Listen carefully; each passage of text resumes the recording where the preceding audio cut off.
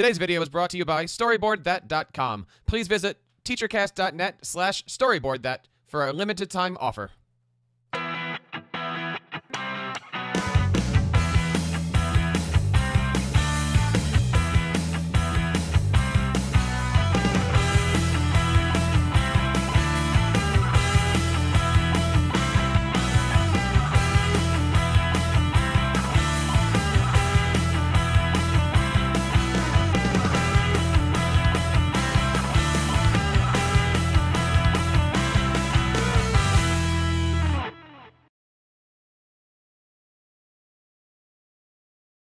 Hello, everybody, and welcome to TeacherCast. You are listening to the podcast that brings you the best in educational technology right from the app developers themselves. I hope you're having a great time this year with your students, and again, I wish to thank you for allowing TeacherCast to be a part of your professional learning network and making TeacherCast your home for professional development. My name is Jeff Bradbury, and if this is the first time you're listening to the show, thank you so much for joining us today. We have an amazing show for you today. There's, of course, several ways that you can check out the show each and every week. You can, of course, follow us on Twitter at TeacherCast. Leave us a voicemail at teachercast.net/voicemail. Send us an email at feedback@teachercast.net. And, of course, subscribe to our many audio and video channels over at teachercast.net/iTunes and teachercast.net/YouTube. I want to start off the show today by asking you a question.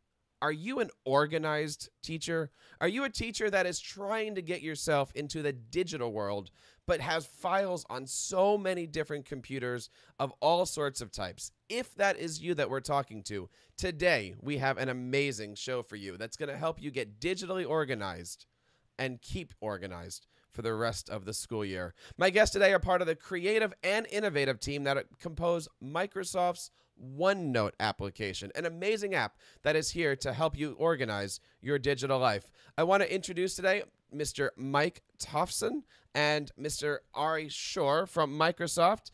Gentlemen, how are you guys? Welcome to TeacherCast. Yeah, thanks, Jeff. Great to be here. Thank you for allowing us to come on the show. Now, talk to us a little bit about OneNote. It is a great platform from Microsoft that is allowing teachers to organize themselves.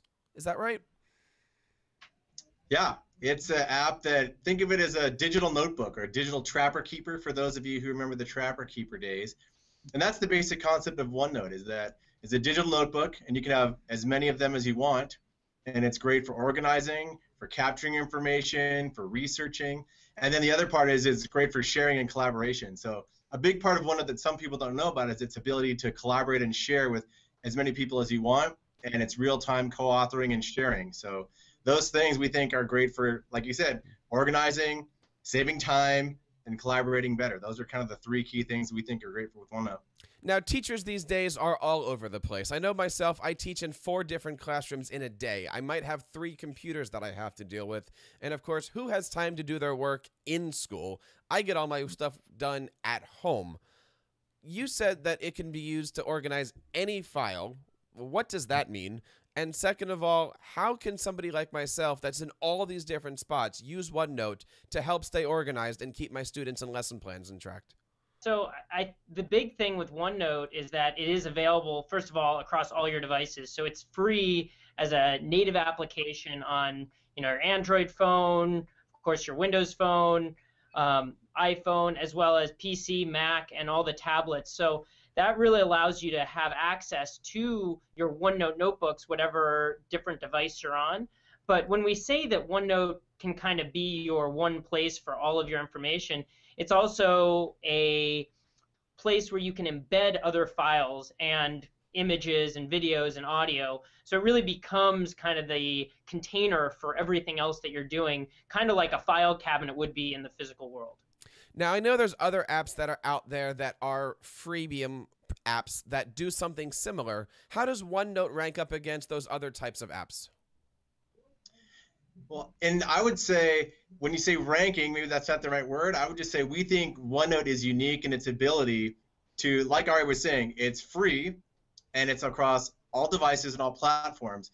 but we think it's a unique ability is it's got a rich digital canvas, like I was saying, so you can put anything on it and organize it in any way. That flexibility to adapt to any learning style, any organizational style. We like to joke, there's filers and there's pilers.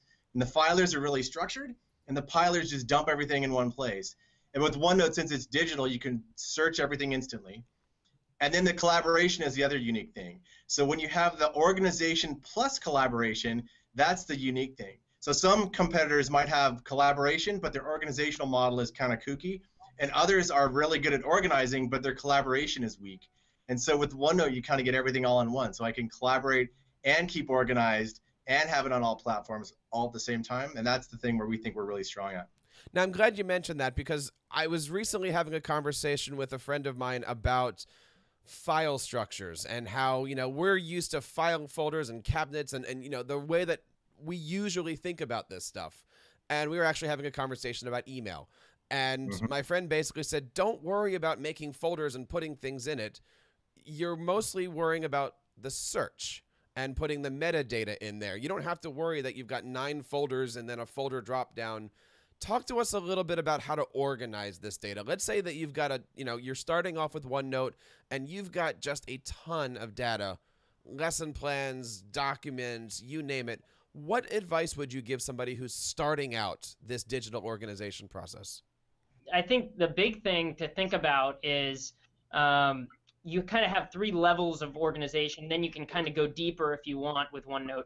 So really there's kind of the top level notebook. Then there's the tabs that you have along the top. And then you have within that pages. And you can go as deep as you want with sub-pages within those pages. But really, when you're thinking about starting off with OneNote, the easiest thing to think about is you have a notebook that you use maybe for a project that you're collaborating with your fellow teachers on, or it could be a notebook for one particular class. And then the tabs along the top could just be, in the case of a class notebook, it might be the students' notebooks within your overall notebook, or it could be different curriculum that you're planning along the top, so lesson plans.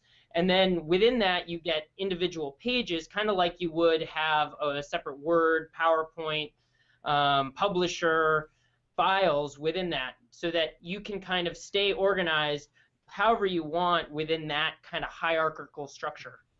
I was on the OneNote team a long time, near the beginning, and then I left for a while, and I came back recently. But back in the day, so to speak, we used to say, like I said, there's pilers and filers. And a lot of people, what they find when they first start using OneNote, they try out some things and they experiment. And after a couple of weeks, they will gravitate towards the structure that works best for them. And the thing that people really like about OneNote is that flexibility. And like I had mentioned with learning styles, we found everyone has their own favorite type of structure. If you're a certain personality type, you are going to actually want a very structured thing, and you'll figure out that nice structure that makes you feel good to check the boxes off and everything's in its place. Different personality types like it freeform, and they will, like you said, they'll dump stuff everywhere and they'll just search for it. And because of that flexibility, a lot of people can design their own structures.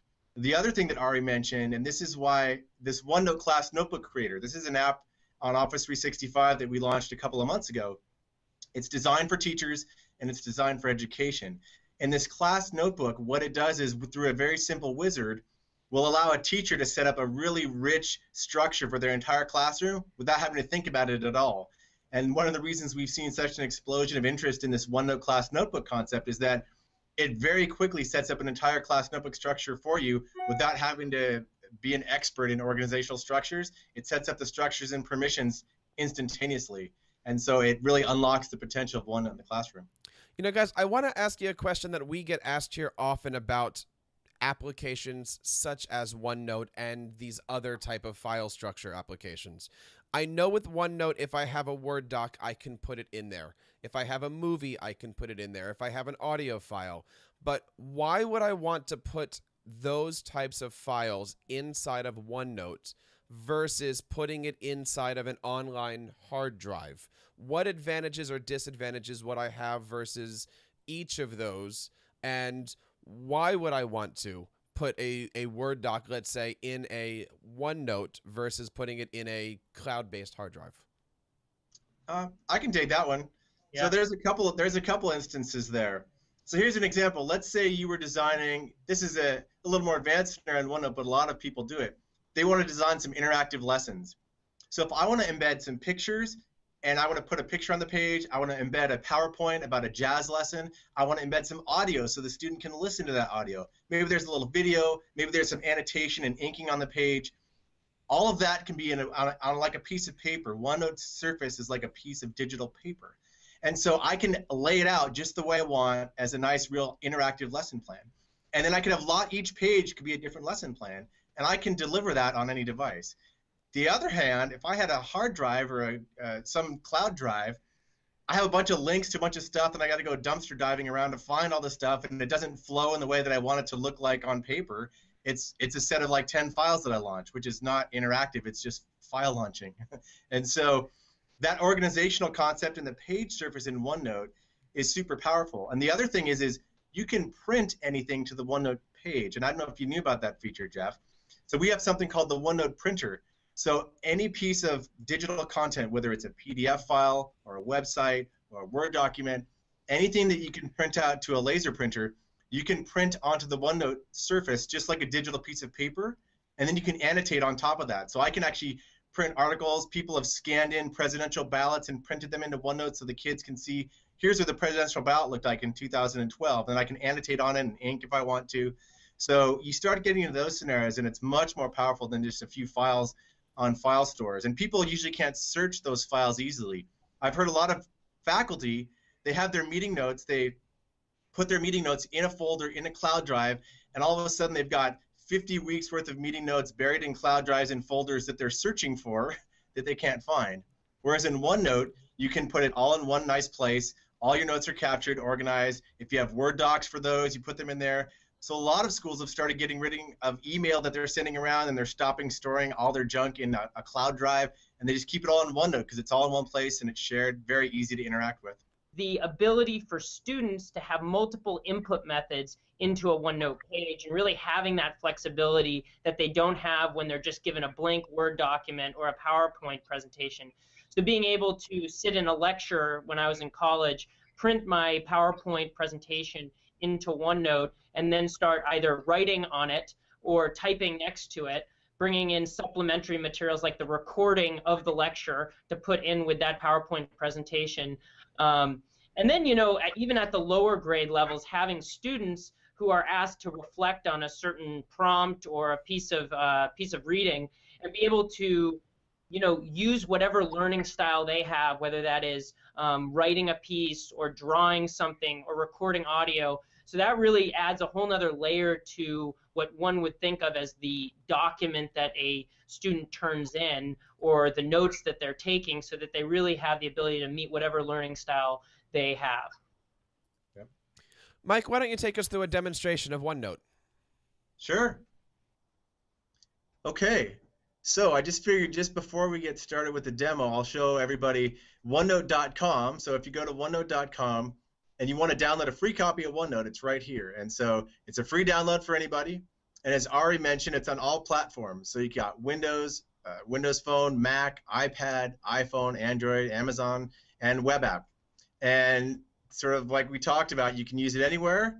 You can collaborate, and you can keep all your stuff together. So that's just for people who want to go out and get started and download a free copy today. That's where you go, OneNote.com. So now I'm just going to jump into OneNote. And I'm going to start here. I'll just give a brief organizational sort of background. So this is a OneNote page, and a lot of the content you'll see today is actual real student and teacher generated content. And I didn't mention before, but I volunteered a bunch outside of work, and I've probably trained at least 500 teachers across usually Washington State, but also around the world, on how to use OneNote. And I've worked with well over 50 schools, and so I have a lot of great content that I've been able to work with teachers and students on, and they'll share that with us sometimes. So a lot of these things you're seeing are real student and teacher work. But as you can see, right now I'm just in what's called the Education Samples Notebook. So this is my notebook, and I can have lots of notebooks. You can see here I've got a whole bunch that I can actually open up. But I've got all these different things, like student pages is one little tab section. I've got lesson plans. So this is my Trapper Keeper. I switched to my little lesson plan Trapper Keeper tab. I've got my teacher notes tab. I've got administration faculty notes tab. And so you can see just like a trapper keeper, and I can add as many as I want or remove as many as I want. And then on the right-hand side is where I have my pages, and this is that digital paper. And so I can create, right now I'm in my student pages little section tab, the blue one, and I'm going to switch through some different pages, and you can get a sense for what different people do. So here they've printed out an electricity quiz. They've printed this out just like paper and annotated it, and you can see all this great things here. This is where we think digital ink is really powerful because you can't do this type of work with a keyboard. You can see some great little sketches that students have made. You can see the digital graph paper. So OneNote's just like paper. You can actually create digital graph paper, and it's really easy to change your page types because we just allow you to have, rule lines. You've got college rule, you can see. I've got little graph paper, so we can make that digital paper as nice as I want. And you can see some really great, cool math samples. So this is some examples of math that students have done. I'm just going to flip through a couple. Here's some more. This is a printed thing that got annotated on top of. You've got problems of the week the teachers give out. These are some notes that some students took on science. You've got a heat transfer project, convection. You've got some other just typed or printed content. And you can really get a sense of that richness of OneNote. Another great example I love to show about, we talked about, Jeff, you had asked, hey, what's the difference with these embedded files and versus putting them in a drive somewhere? Well, here's an interactive jazz lesson that a teacher created. They've got pictures of Louis Armstrong. They've got an embedded PowerPoint. I could just launch this and it'll launch the PowerPoint that I had. They've got a Word document. They've got little embedded audio. So if I want to listen to some Louis Armstrong, I can just got my little Get Happy music. I'm in a lesson plan mood. I've circled some things. I've got little tags. So you really get a sense. This is much different than 8 files on a drive somewhere. This is actually really interactive things. This is a classical music lesson that somebody made as well. Then I've got examples of Egyptian numbers. I have some different graphs. So this is some examples of pictures of graphs that happened. And then I mentioned some people like to print things into OneNote, like the presidential ballot. So here's where somebody printed in the 2008 presidential ballot right into OneNote. They did the little highlighting, so I can do that highlighting annotation if I want to highlight a certain part. This is just with my keyboard. I can highlight, here's the part that I want you to pay attention to in the presidential ballot. I've got good debating strategies. Somebody printed out the voter guide to Seattle. There was a little lesson on the executive branch in government. Then you've got some more math examples in here. And then you can even do audio, so audio Mandarin lessons. So what they did was they created 1-minute Mandarin lessons. Lesson 1. I'll just let this go. 你好, my name. So you can get interactive language lessons right into OneNote. We've had teachers that are doing this today. And then a lot of teachers will do their lesson planning notes. So if I want to have, here's my my notes to myself about how this lesson works. And you can see there, these are some math lessons, some different outlines. They have some problem-solving tips that they talk about. And these are some different math examples. And then there's learning strategies, things about creativity and imagination. And so, again, you get a sense of how that works. Now I'm going to move to an example of administrators using OneNote. So a thing that we found is I'll ask the rhetorical question, how many teachers have faculty meetings? That probably isn't very common, right? You never have a faculty meeting. Well, here's an example. All faculty meeting notes are now kept in a shared OneNote notebook that everyone can access on any device at any time on any platform. And you can see I've got this rich open house school on Sunday. I've got the gym map as a Word doc embedded, open house instructions. I've tagged things like questions and follow-up. I've got little to-dos that I can check on and off. I've got my retreat group that I'm planning out. This is a sample that we purged all the personal information, but retreats that are getting planned. They put things like sports calendars inside of OneNote, and this is all shared. So instead of sending all these mails around or putting all these documents, dumping them in some complex drive with all these different folders and rooting around for that stuff, they put it all in OneNote. So you've got policy emails. So this example of an email that was sent into OneNote. Because OneNote is part of Office, it's got Outlook integration.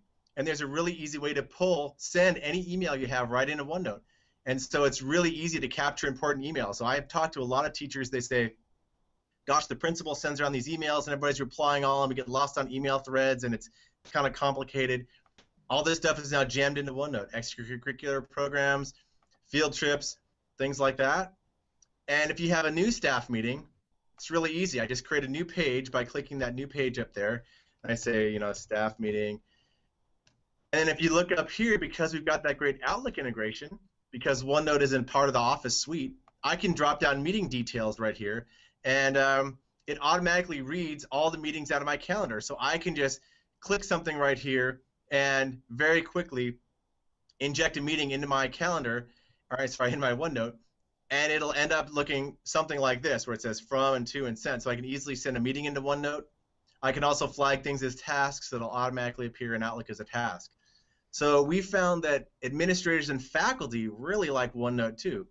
This is fake here. This is not real student achievement, but you can use OneNote to, you can have common core things. People could put rubric information in here, state requirements. There's all kinds of information you could put into your staff notebook and administration notes. Then I'll move on to examples, other ways that people are using OneNote. These are all real examples. So we've got lesson plans that people created in OneNote, history, math, science, and we've got things like courses delivered in OneNote, e-portfolios, and I'm going to talk about in a little bit the class notebooks, and there's a natural e-portfolio concept that OneNote really allows. Then we've got new teacher orientation. People will deliver those big binders that you get a new teacher orientation. People deliver those completely digitally as a digital binder in OneNote. You can do things like facilitator guides, blended learning. We talked a little bit about OneNote styles. Here's an example where the way that OneNote works with lots of different learning styles. So that you can get you're only limited by your creativity in the way that people use this really digital flexible page surface, as well as that collaboration part. So that's a basic on just OneNote and the type of content and the really powerful things that students and teachers and faculty members can do. The next thing that I wanted to talk about was this class notebook creator concept. And so what we found, we worked on an app very recently, Ari and myself and the entire OneNote team. There was a great collaboration where we had this concept that we call the OneNote class notebook. And what we found is that in OneNote, a lot of times teachers and schools weren't quite sure how to create this as a great structure for an entire classroom. And so we went out and we actually talked to a lot of great schools out there who actually pioneered some of the concepts that we're using in this class notebook. We work with Cincinnati Country Day, there's a Whitfield school, there's some local schools, and we saw some of the great things they were trying to do with OneNote, and we took some of those ideas and we fiddled around with them, and we added some new concepts, and we came up with what we call the OneNote class notebook creator. And essentially what it does is it creates a class notebook for you and your class, and I'm just going to do a quick demo of how that works. And this is an application. It's on Office 365. It's a free application, so we don't charge anything for it, and it sits on top of SharePoint. So if you are using SharePoint and Office 365, you can get this app today, and you can download it, and you can start using it with your school right now. So I'm going to create a class notebook. And what's the name of my class? The name of my class is going to be, I'll call it Math 368. And I hit next, and this just tells me what I'm going to get. So I'm going to get a shared place where everybody can collaborate called the collaboration space. I'm going to get what's called the content library. So that's read-only for all the students, but the teacher can put things in there. So if I've got lecture notes or a syllabus or things that I don't want my students mucking with, but it's read-only and they can make copies of it themselves for their own personal notebooks, that's what we call the content library. And the last thing, and this is the most powerful part that allows some teachers to flip their classrooms, it allows that rich private feedback between the teacher and the student. These are the student notebooks, which is a private space for every student where only the teacher and the student have access to that notebook in a way that the teacher can see the student's notebook and the student can interact with the teacher, but the students can't see anybody else's notebook. So it's my own private space. And that has allowed some really rich collaboration and feedback between students and teachers that we think we're very excited about that. Another thing you can do is you can add a co-teacher. So let's say I have a student teacher, I want a co-teacher, maybe it's somebody who I could even give access to the principal if the principal wants to look at all the things going on, but I can allow co-teachers really easily by just typing in a name. I want to give Gary access as a co-teacher. I just add Gary just like that. I'll skip it for now, but I'll just go hit next. Now it just says, what are your student names? So I can, if I've got an Excel file that's, delimited by semicolons, or my SS has semicolon student names, or I just want to type them in, it's very easy to copy paste right into here and it'll automatically resolve it. I'll add Tom, I'm going to add Ivan, and I'll add Gary as my 3 students in this case. Next, almost done. The last step is, what should be inside of each student's private space? So every student's going to get their little notebook. If I want to have it, by default, we'll say you want handouts, class notes, homework, and quizzes. Let's say I don't want quizzes. I just want labs in here. So I just can add another thing for labs. That just basically means every single student in my class will get all these same structures for their notebook. Then I'm basically done. So this is where we just confirm. So this is what the teacher is going to see. They're going to see collaboration space, the content library, then the 3 students, Gary, Ivan, and Tom. If I want to see the student view, so if I'm, let's say, Gary, you can see Gary doesn't see Ivan or Tom. He can only see his own stuff, and he can see the collaboration space and the content library. So that gives you a sense of what's going to get created. And what this does is just goes, I hit create, it goes in the background on SharePoint and creates all these folders and notebooks and permissions them in ways that are very difficult to do without this tool, and it gets it ready to go. And now I'm pretty much done. Now I get a link. I can send this link out to all my students. Just one link. I just copy it and paste it into a mail. And then they get an email, and they click the link, and it boots up OneNote, and it opens up their class notebook, and they're ready to collaborate. They're ready to go. And it's just that simple. It's very easy, and we've got a lot of feedback from teachers that this really works, because we all know that, and this isn't just Microsoft. I would say a lot of software companies over the years have done a lot of software things that are not the easiest for teachers and schools and students to use for various reasons. And we found that we really worked with teachers and students to get feedback on this. We got a lot of feedback in the development process. So it's designed for teachers and partly by teachers. And we think that's been a really nice thing that's helped it take off that we've been seeing in the last few months. I can add students. I can add other teachers. I can get all the notebook links that I ever created class notebooks. If I have classes, I can get all my notebook links right if I click here. And then on Office 365, automatically we install a little shared with me in OneDrive. A student can find all the notebooks they have automatically. They don't have to root around for it. It's automatically, and they're shared with me on Office 365. And we also automatically send out an email once the notebooks are created. So it's very easy to create notebooks and not lose them, as we like to say. It certainly does seem like this has all the opportunities for a student and for a classroom to get organized, stay organized, and really just be that digital hub where all of the learning is happening. It just seems like there's so many great things that OneNote is doing these days. And it is free, so I would definitely recommend every teacher should check this out. Yeah, we're excited by what we're seeing. I mean, Ari and I are hearing from teachers in schools almost on a daily basis, sharing us the innovative things they're doing, and it's really, really great to see. I mean, as someone who's worked in this space for quite a while, I love to see it. I feel like it's this amazing tool that when unleashed with teachers and students in schools, they do absolutely amazing things that we on the OneNote team never would have dreamed of, honestly. And so that's something that for me is a very impactful thing for me to see, because I've been working in this space for quite a while. And so when you see the things that real students and teachers are doing, it's really cool. Okay, and to wrap things up, just the very last thing I wanted to show was this site we've created for teachers called OneNoteForTeachers.com, like OneNote, F-O-R, teachers.com. And it's a site designed with bite-sized interactive trainings that are exclusively designed for teachers. So you can go everything from teacher basics, enhancing productivity, getting the most out of OneNote, staying organized, saving you time every day, all the way through things like delivering curriculum with OneNote. We've got great interactive training on the OneNote class notebook creator, creative interactive lessons, and then even OneNote for school administrators and faculty, and how you install the app. So this site, OneNote for Teachers, is a great way to really quickly get ramped up on OneNote as a teacher, using it in your school, using it with your students. So highly encouraged to go check that out. Ari, it certainly does seem like OneNote is the perfect tool for educators. The stuff that you guys have shown me here today that it can do is absolutely mind-blowing. Where, again, can teachers and students unlock the power of Microsoft OneNote? really just starts with going to OneNote.com and downloading the app for yourself on whatever devices that you have. And then the only other place I would say to really start with is OneNoteForTeachers.com, which Mike showed, which will help you kind of work from just having the app installed to having a really rich notebook of curriculum to share with your class. That is amazing. Where can we find more information about OneNote online? Yeah, so Mike and I actually just kicked off a new blog on the Office blogs called the OneNote and Education blog. So you can go to blogs.office.com/OneNote/education and get to our new blog where we'll be having guest teacher blogs as well as announcements around OneNote and education.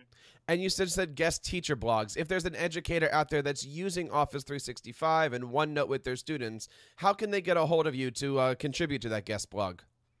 You know, they can get in touch with us. We have an alias at OneNote edu, one word, at Microsoft.com. Feel free to reach out to us there. Mike and I are both on Twitter as well. I'm at ARBAR13. And Mike, what is your Twitter handle there? It's at MTHOLF as in Frank, SEN.